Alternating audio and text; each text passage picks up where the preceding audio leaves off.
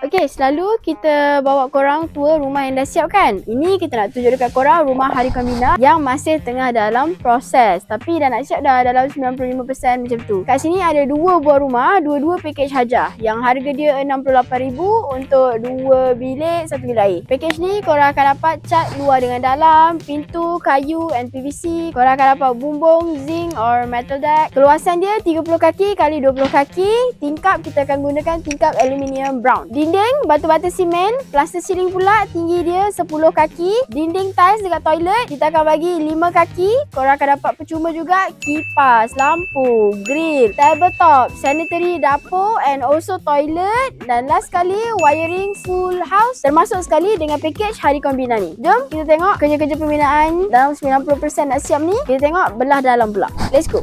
Okay, so package ni korang akan dapat 2 bilik, 1 bilik air. Jom kita tengok bilik dia.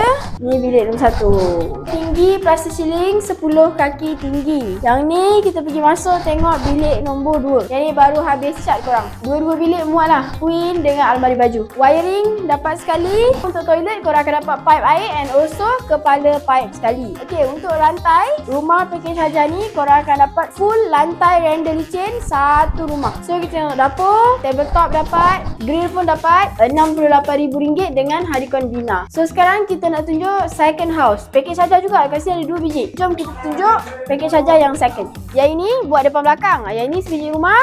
Yang ini sebiji rumah lagi. Okay, tapi yang ni dah nampak lah dah nak siapnya. Yang ini belum lagi. So samalah package hajah tadi. Korang akan dapat pintu. Pintu sama ada korang akan dapat pintu kayu atau pintu bifold. Okay, ni kalau korang tengok pintu dia lain sikit daripada yang depan situ.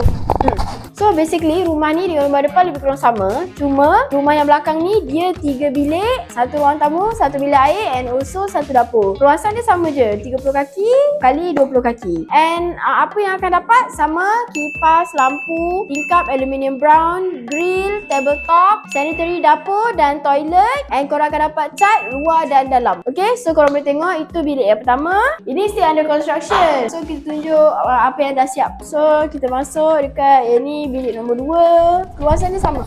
And last sekali ini bilik nombor 3. Untuk toilet korang akan dapat tiles dinding ketinggian 5 kaki. Cantik kan tiles toilet yang design yang ini. And then kalau plaster ceiling rumah ni korang akan dapat 10 kaki tinggi. Okay, so ini dapur dia. Ini tabletop dia macam yang korang tengok. Ini belum siap lagi lah. Dinding dia bahagian dapur dia ni. So far ini progress yang dah siap. Korang jangan lupa grab tau. Promo Harikon Bina dia nak habis dah. Nak tamat dah promo RM115 per kaki persegi ni. Korang cepat-cepat kontak Harikon Bina untuk grab promo ni.